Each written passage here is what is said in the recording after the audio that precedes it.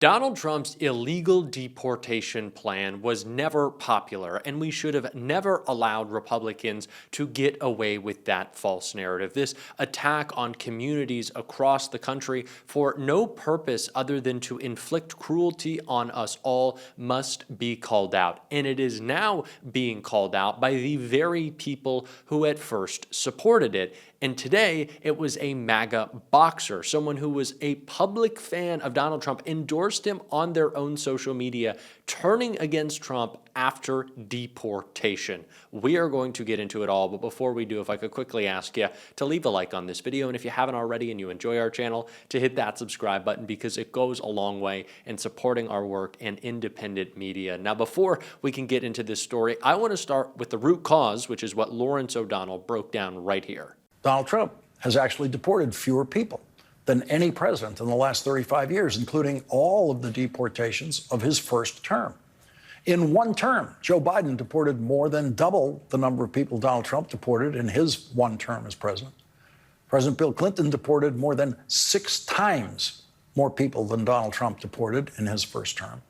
And so far this year, Donald Trump is not on track to achieving the kind of mass deportations he promised his followers, which is exactly why Donald Trump sent his ICE agents into workplaces in Los Angeles to try to pump up the deportation numbers. We've been talking about this story since the first 2 weeks of the Trump administration, when it was clear that Stephen Miller and his cast of stooges weren't going to be able to meet the deportation numbers that they initially set out, that Donald Trump wasn't going to be able to claim this plan as a success in any numeric way, that he would have to make PR stunts, that he would have to hold these shock and awe ICE raids in order to try to sell a deportation plan that's only become more unpopular because of those efforts by Donald Trump.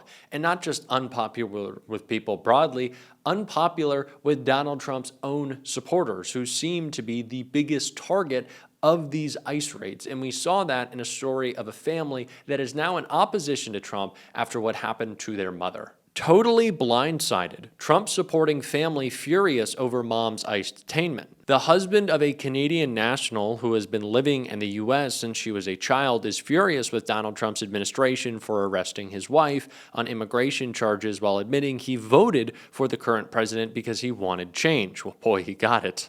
According to a report from The Guardian, self-identified Trump voter Francisco Oliveira of California is at his wit's end over the detainment of his wife, who has been in the U.S. since she was a small child and is the mother of their 3 U.S.-born children. In an interview with a local TV station, Oliveira claimed his wife, Cynthia, 45, was taken into custody at her green card hearing by ICE agents in Chatsworth and has been unable to get her returned home from a detention facility in El Paso.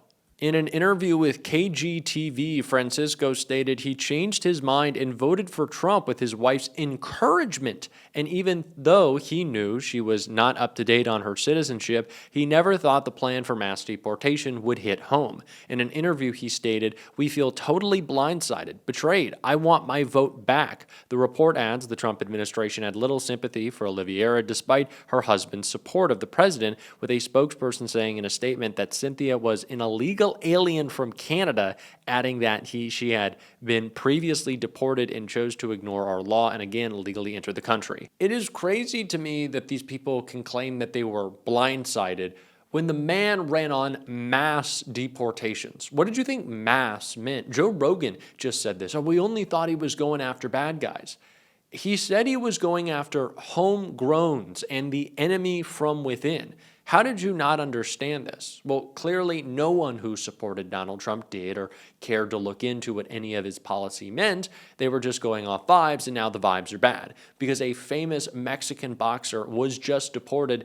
And now we are seeing boxers speak out, as we'll see right here. Famed Mexican boxer Julio Cesar Chavez Jr. arrested by ICE. DHS said it had deemed the prominent middleweight a public safety threat for his alleged links to cartels. Mexican boxer Julio Cesar Chavez Jr. was arrested by Immigrations and Customs Enforcement in Studio City, California on Wednesday, with DHS announcing his arrest in a Thursday press release describing the 39-year-old former middleweight champion as a public safety threat. Chavez is a Mexican citizen who has an active arrest warrant in Mexico for his involvement in organized crime and trafficking firearms, ammunition, and explosives. The son of multi-time world champion Julio Cesar Chavez Sr., the boxer lost a high-profile 10-round bout with influencer-turned-boxer Jake Paul this past Saturday. One Twitter user pointed out that the boxer followed not just Donald Trump, but the entirety of the Trump family on social media. But Chavez is not the only MAGA boxer upset with Donald Trump. Ryan Garcia is punching back at Trump, saying, "I can't stay silent." MAGA boxer Ryan Garcia slammed Donald Trump over his administration's aggressive immigration raids in Los Angeles. Garcia previously has praised Trump as the best president and shadowboxed for him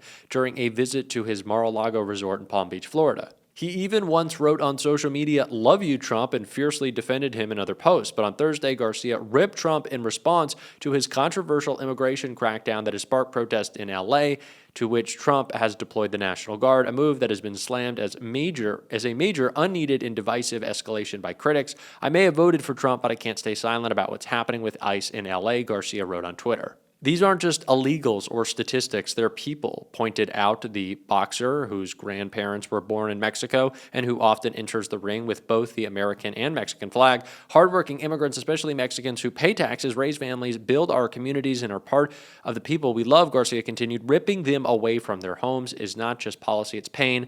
We can have borders without losing our humanity. Man, this all sounds like a lot of stuff that would have been great to say, I don't know, maybe during the campaign in which Kamala Harris was talking about these very issues. I don't know why now that it's just affecting you and you don't just get to cheer on these detainments like it's Gladiator. Now you speak out. But at least they are. Hopefully minds are being changed. I don't know how much personal pain MAGA has to feel before they can look around them and realize that there are actual tangible effects. There's a cause and effect of voting for Donald Trump, and it's bad, and it's hurting people, and it's based on a lie, one that Jasmine Crockett clearly called out right here. Thank you so much, Mr. Chair. I am going to try to get through a lot quickly.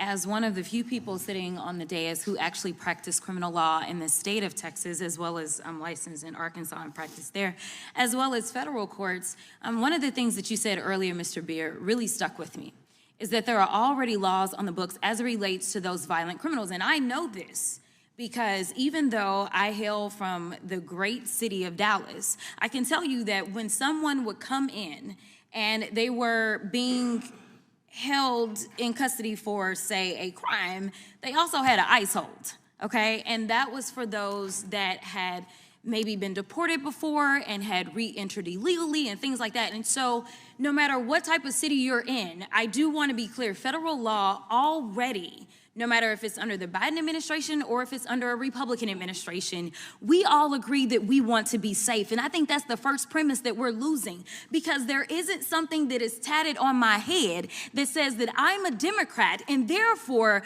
you illegal bad person, don't come for me, go for the ones that have the R's on their forehead. Now let me be clear about this as well, because we've talked about crime and we've talked about fentanyl specifically, and this is also something that I have dealt with, unlike some of my other colleagues. And listen, I'm gonna be honest, because I actually wanna fix problems. And I actually have a really good senator in Texas, and I'm sure y'all can guess which one is the good one. But let me tell you, if we care about fentanyl, I have multiple bills for that. I started on the state level before everybody started talking about it, and I have federal bills that my senior senator has signed on to. So I welcome my colleagues because I actually want to make sure that my communities are safe. But as we start to talk about crime and statistics, Mr. Beer, I want to play a little game with you. It's called rhetoric versus reality. And so I want to ask you, my first question, is this rhetoric or reality? Immigrants commit more crimes than U.S. citizens. On a per capita basis? Rhetoric or reality? Oh, it is rhetoric. Okay, thank you so much. Mr. Chair, I'd like to ask for unanimous consent to enter into the record this article, which states that undocumented immigrant offending rate lower than U.S.-born citizen rate, and this is from nij.ojp.gov. Without objection. Thank you so much. The next one, immigrants are just living off the federal government and contribute nothing. That would be rhetoric. Okay, thank you so much. Mr. Chair, I would ask unanimous consent to enter study that says undocumented immigrants pay almost $100 billion in taxes. This is from the Alabama Reflector. Without objection. Thank you so much. My final rhetoric or reality question is immigrants only enter at the southern border. Rhetoric. Okay, right, because they enter all kinds of ways. I just wanted to make sure that I put that out there. In fact, I have a few more questions because I still got a little bit of time, which I usually run out of time. We have talked again about crime, and there's been this overemphasis on it. And honestly, I can tell you that I don't want anyone to be killed, whether it's here or anywhere else. There is nothing about me as the child of a preacher that makes me say that I want people to die, okay? So I feel as if my colleagues from across the aisle have decided that they are going to make immigrants the boogeyman. It's insanity to me, but they also are showing compassion for victims, which they should, but they have no compassion for people that are contributing to making us great in this country. So, interestingly enough, I'm curious to know, Mr. Beer, if you know if immigrants contributed to these particular crimes. There was a mass shooting in Buffalo, New York that killed a number of African Americans as they were trying to shop for groceries.